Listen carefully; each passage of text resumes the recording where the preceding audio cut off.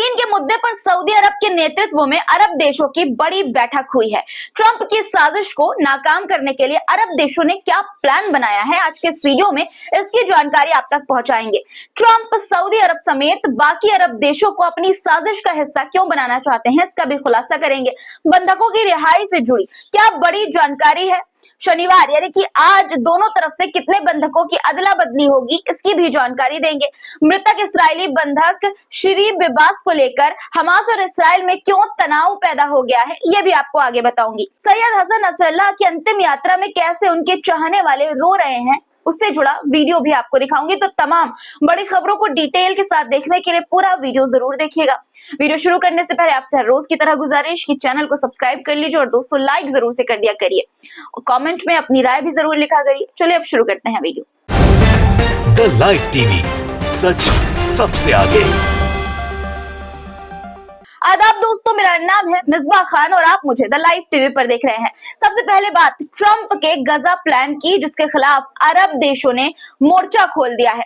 Saudi अरब के crown Prince Mohammad बिन सलमान के नेतृत्व में GCC यानी कि गल्फ कोऑपरेशन काउंसिल की अहम बैठक हुई।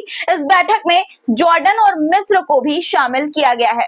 बैठक में शामिल तमाम मुस्लिम देशों ने ट्रंप के गजा प्लान का पुरजोर तरीके से विरोध किया और कहा कि वो किसी भी कीमत पर गजा से फिलिस्तीनियों को विस्थापित होने नहीं देंगे। बता दें कि GCC में सऊदी अरब के अलावा UAE, कुवैत, ओमान, कतर और बहरीन यानी कि कुल 6 देश शामिल है। इससे पहले 22 देशों के मुस्लिम देशों के समूह ग्रुप अरब लीग ने भी ट्रंप के गाजा प्लान का विरोध किया था। अब सवाल यह है कि सऊदी अरब को आखिर ये बार बार सफाई क्यों देनी पड़ रही है कि वो ट्रंप के खिलाफ है और फिलिस्तीनियों के साथ है।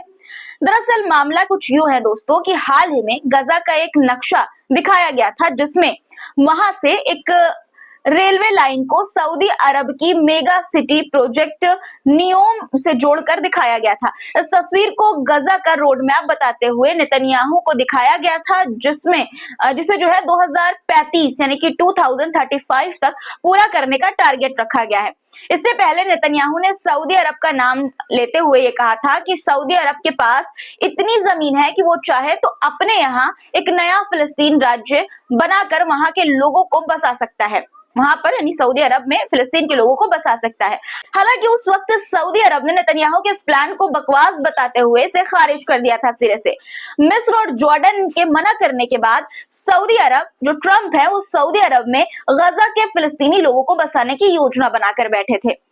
हालांकि सऊदी अरब ने ट्रंप के प्रस्ताव को भी खारिज कर दिया सिरे से। ट्रंप तो यहाँ तक कह चुके हैं कि गजा खरीदने के बाद वो इसे अरब देशों को ठेके पर दे देंगे ताकि गजा का पुनर्निर्माण हो सके। हालांकि अरब देशों ने ट्रंप को यह साफ संदेश दिया है कि ना तो वो गजा से फिलिस्तीनियों को विस्थापित होने देंगे और ना ही ट्रंप की साजिश का हिस्सा बनेंगे।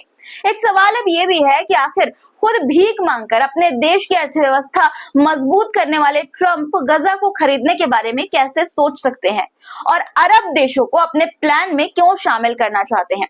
दरअसल गजा को खरीदना और उसका पुनर्निर्माण करना ट्रंप की औकात से बाहर है दोस्तों। ट्रंप एक बिजनेसमैन है और हर जगह अपना फायदा देखते हैं। जब नेतन्याहू को यह लगा कि गजा पर कब्जा करना उनके बस की बात नहीं है, तो उन्होंने ट्रंप के साथ गजा का सौदा कर डाला।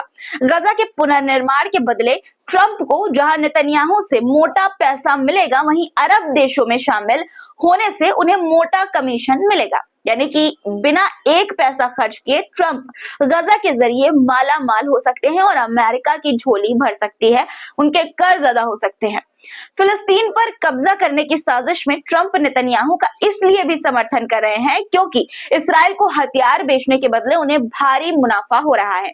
अपने फायदे के लिए ट्रंप किस हद तक गिर सकते हैं, ये इसी बात से पता चलता है कि उन्होंने 2000 पाउंड वजन वाले विनाशकारी बमों की खेप इस्राएल को दे दी। इससे पहले बाइडेन सरकार ने इसकी सप्लाई रोक दी थी। बता दें आपको दोस्तों कि ट्रंप के प्लान का विरोध करते हुए मिस्र अरब देशों के साथ मिलकर एक प्लान बना रहा है। मिस्र का यह कहना है कि फिलिस्तीनियों को विस्थापित किए बिना गजा का पुनर्निर्माण हो सकता है और वो इस प्लान को अंतिम रूप दे रहा है, यानी कि आखिरी दौर में ये प्लान उसका चल रहा है।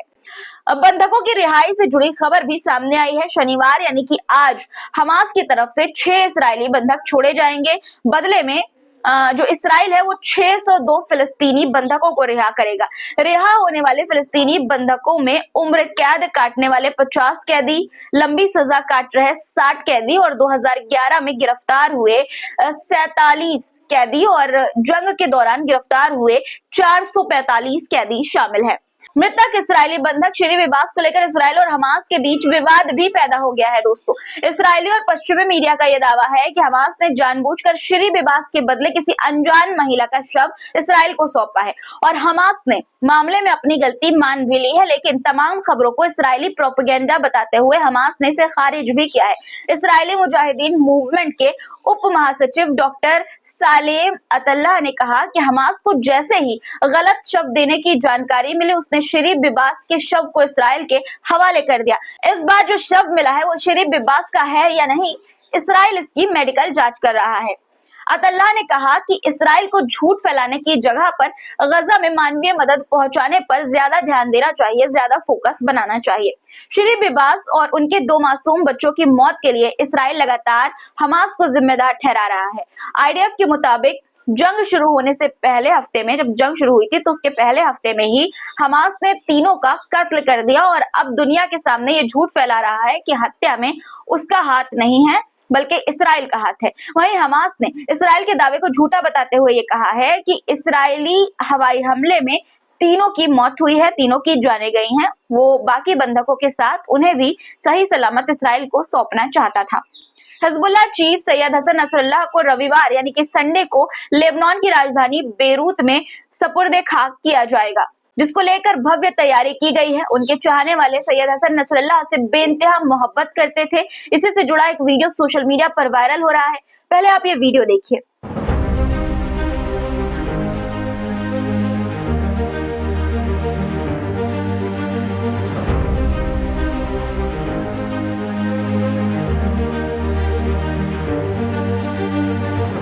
वीडियो में आप देख सकते हैं हसन नसरल्लाह की याद में ये मासूम बच्चा फूट फूट कर रो रहा है।